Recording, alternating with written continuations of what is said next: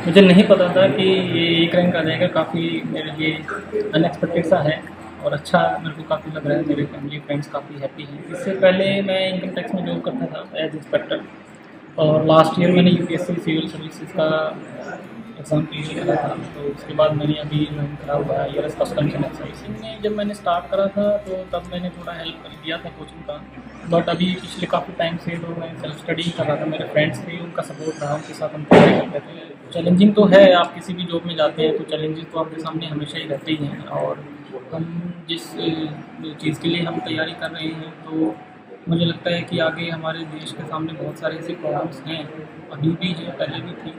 तो हम कोशिश करेंगे कि हम उनको लोगों को, जो गरीब तबके के लोग हैं, उनके लिए कुछ कर पाएँ आगे।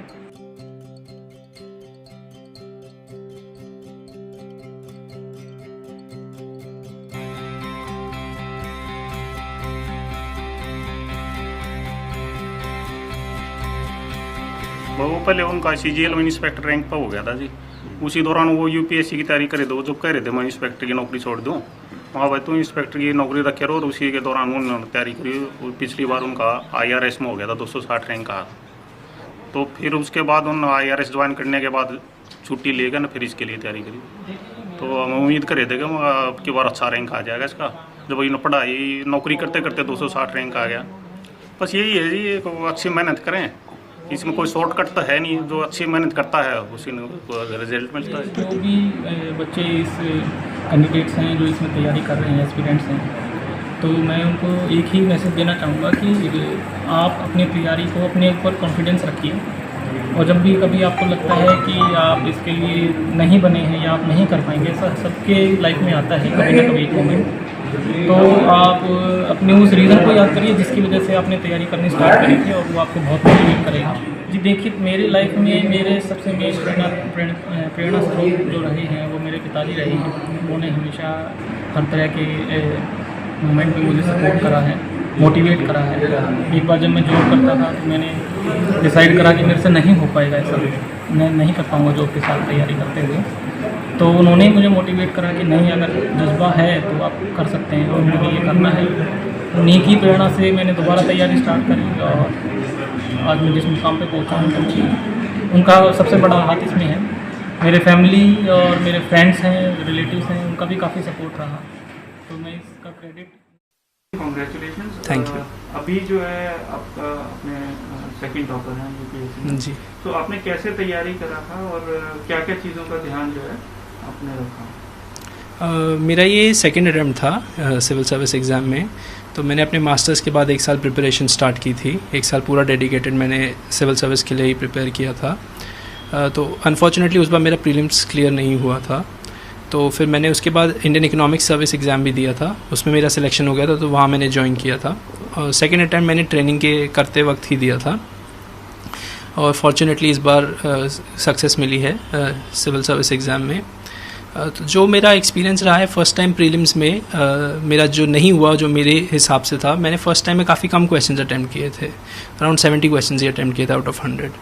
तो दिस इज़ समथिंग, ये था जो मैंने फील किया कि ये चेंज करना चाहिए, क्योंकि आपकी ज़रूर कोई ना कोई गलती तो होगी, चाहे कितना ही आप कोशिश करें कि हाँ सही आंसर मार्क करेंगे, प्रीलिम्स के पॉइंट ऑफ व्यू से मैं बोल रहा हूँ। तो बट कुछ ना कुछ गलतियाँ हो जाती हैं। तो जो नेक्स्ट टाइम मैंने अपना स्ट्रैटेजी चेंज किया कि मैंने ज़्यादा से ज़्यादा क्वेश्चन अटैम्प्ट करने की कोशिश की है। तो मैंने अराउंड 85 to 90 क्वेश्चन अटैम्प्ट करने की कोशिश की नेक्स्ट टाइम में, और थैंकफुली मेरा प्रीलिम्स क्लियर हो गया और बाकी सारा एग्ज़ाम मेंस और इंटरव्यू भी सक्सेसफुल रहा है। तो ये एक मेजर चेंज था जो मैंने किया अपने उसमें। बाकी मेंस के लिए स्ट्रैटेजी जनरली सबको पास क्लियर ही होती है, सब पिछले साल काफ़ी टॉपर्स ने बताया हुआ बहुत सालों में। तो मेन स्ट्रैटेजी वही रहती है, बेसिक बुक्स सेम रहती हैं सबके पास। बस मेरा एक फोकस है, मेरा जो फोकस रहा कि सेम चीज़ को बार बार किया जाए, ना कि ढेर सारी चीज़ों को पढ़ा जाए। तो मेरा एडवाइस यही रहेगी कि सब एक ही चीज़ को बार बार पढ़ें। एक बुक को आप 3-4 बार पढ़ें, ना कि 4 बुक को एक बार। तो रिपीटेड रिविजन्स। और एक और चीज़ जो मैं कहना चाहूँगा कि करंट अफेयर्स पे बहुत फोकस रहता है, तो न्यूज़पेपर से आप हमेशा टच में रहें। यही मेरा मेन एडवाइस रहेगा। अभी आपने कार्डर को चूज़ किया तो किस वजह से उसको? मेरा होम स्टेट दिल्ली है, मैं दिल्ली से ही हूँ, born and brought up in Delhi. तो इसलिए मैंने अपना कैडर भी अगमोत यूटी कैडर ही लिया है। बाकी मेरा कैडर कोई स्ट्रॉन्ग प्रेफरेंस नहीं है, क्योंकि ये ऑल इंडिया सर्विस है, जहाँ भी मौका मिलता है सर्व करने का वहाँ पे I am ready to work, मैं वहाँ काम करने के लिए तैयार हूँ। बट क्योंकि मेरा होम कैडर है तो ये मेरी फर्स्ट प्रेफरेंस थी, वैसे ऐसे कोई स्ट्रॉन्ग प्रेफरेंस नहीं है। सो आप एडमिनिस्ट्रेटिव सर्विसेज ही आपने? जी, मैंने फर्स्ट एडमिनिस्ट्रेटिव सर्विस के लिए ही ऑप्ट किया है। ओके। कि अभी जो है कोविड के चक्कर में बहुत सारी चीज़ें ऑनलाइन हो गई हैं। जी। शायद जो इंटरव्यू था वो फरवरी में होता था कोविड। जी। तो उसमें क्या कोई आपको बदलाव उस इंटरव्यू में नॉर्मली? नहीं, हमारा इंटरव्यू तो एक्चुअली पहले ही हो चुका था, और कोविड के बाद भी जो इंटरव्यूज़ हुए हैं, हालांकि मेरा नहीं हुआ, मेरा तो पहले ही हो चुका था, बट जो मुझे सुनने में आया है उन्होंने ऑनलाइन तो नहीं लिए हैं, इन पर्सन इंटरव्यूज़ लिए हैं, बट सारी प्रिकॉशंस के साथ, सैनिटाइजर्स, मास्क वगैरह सब कुछ अच्छे से सैनिटाइज करके ये सारी प्रिकॉशंस ली गई हैं, और ये सब ज़रूरी भी है आज की सिचुएशन में। बट ऑनलाइन शायद पॉसिबल ना हो पाए यूपीएससी का, एग्जैक्ट डिटेल्स तो मुझे भी नहीं पता है, बट फ़िलहाल इंटरव्यूज़ तो ऑनलाइन नहीं हो रहे। एक और चीज़, अभी बहुत ज़्यादा हो रहा है, सो आपको क्या लगता है नेक्स्ट जो नया बैच जो है जी, उसके लिए यूपीएससी को क्या सिविल सर्विसेज में पॉसिबिलिटी है कि वो जैसे बाकी तैयारियां होती हैं वो ऑनलाइन तैयारी सिविल सर्विसेज की हो सकती है? काफ़ी अभी पिछले कुछ सालों से चेंज तो हुआ है, बहुत सारी चीज़ें अब इंटरनेट पे अवेलेबल हैं, बहुत सारे मटेरियल्स अवेलेबल हैं, टेस्ट सीरीज़, कोचिंग, बहुत कुछ ऑनलाइन ही हो रहा है, तो डेफिनेटली ये है, बट जितना ज़्यादा हो सके, क्योंकि बहुत लोगों के लिए डिफ़िकल्ट होता है कि वो, क्योंकि दिल्ली में माना जाता है कि ये हब है कोचिंग का, बट धीरे धीरे ऐसा चेंज हो रहा है, लोग अपने घर बैठ के भी कर सकते हैं, और सारी चीज़ें आजकल एक्सेसिबल हैं। बुक्स तो एनसीईआरटीज़ वो तो पूरे all over India basic books तो अवेलेबल है ही, वो भी ऑनलाइन ई कॉमर्स प्लेटफॉर्म्स के थ्रू मिल रही हैं, तो ये एक अच्छा ट्रेंड है, मैं कहूँगा सब लोग प्रिपेयर कर सकते हैं, सिर्फ वो ही नहीं कर सकते जो सिर्फ दिल्ली में आके अफोर्ड कर सकें, तो एक अच्छा ट्रेंड है ये। बड़ा रोल जी, तो उनके लिए आप क्या कहना चाहेंगे? मेरे पेरेंट्स का बहुत रोल रहा है, बहुत सपोर्टिव रहे हैं सारे थ्रू, और शायद मैं नहीं कर पाता अगर मेरा सपोर्ट नहीं है। मैं लकी हूँ, मेरे को एक अच्छा फैमिली बैकग्राउंड मिला है, एजुकेशन वगैरह सब कुछ मेरी अच्छे से हो पाई है, तो I am very thankful for that. I realize कि मेरे को काफ़ी एक प्रिविलेज बैकग्राउंड से हूँ, और ये सब मुझे अच्छी एजुकेशन, अच्छे स्कूल कॉलेज का एक्सेस मिला, तो मेरे फैमिली का तो सारा समय सपोर्ट ही रहा है, और साथ साथ इमोशनल और मॉरल सपोर्ट भी रहा है, तो फैमिली को एक बहुत बड़ा कंट्रीब्यूशन है। प्रतिभा जी, कॉन्ग्रेचुलेशन। फर्स्ट ऑफ ऑल आपने यूपीएससी में 3rd रैंक किया है, और आप मैं ये जानना चाह रहा था कि कैसे क्या तैयारियां करी थी, और क्या चीज़ें जो है अब जो एस्पिरेंट्स हैं यूपीएससी के वो ध्यान रखें। बहुत बहुत धन्यवाद आपका। मैंने तैयारी 2016 में शुरू की थी, और उस टाइम पे सबसे पहले मेरा यही उद्देश्य था कि सबसे पहले अपने बेसिक्स स्ट्रॉन्ग करने हैं। तो बेसिक नॉलेज के लिए 5-6 सब्जेक्ट्स हैं जिस पे आपको बहुत सारा कमांड होना चाहिए, जैसे polity, history, geography, science, technology और एनवायरनमेंट। ये सब्जेक्ट्स पे आपको पूरी तरह कमांड होना चाहिए। तो इसके लिए एक आपको बेसिक सोर्स तैयार करना होगा जिसको आपको बार बार रिवाइज करना पड़ेगा, और दूसरी सबसे इम्पॉर्टेंट चीज़ है करंट अफेयर्स। उसके लिए आपको डेली न्यूज़पेपर पढ़ना पड़ेगा, और आपको खुद के अपने नोट्स प्रिपेयर करने पड़ेंगे। जितने भी सोर्सेज से आप पढ़ रहे हैं वहाँ से इम्पॉर्टेंट पॉइंट्स आप नोट्स में लिखिए। और तीसरी सबसे ज़्यादा ज़रूरी चीज़ है रिवीजन करते रहना बार बार आपने जो भी पढ़ा है। बहुत सारा मटेरियल पढ़ के आपको कोई फ़ायदा नहीं होगा जब तक आप उसको रिवाइज नहीं करते, जब तक वो आपको याद नहीं रहती, तो आपको उस पर ध्यान देना पड़ेगा।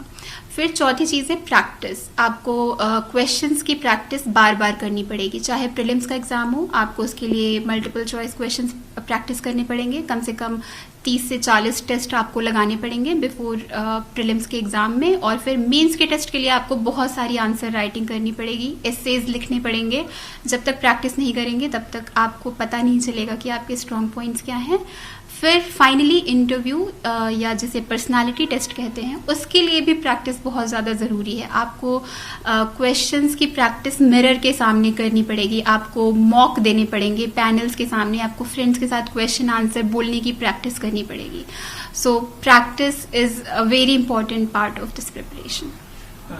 एक और आपने चूज किया और किस वजह से किया?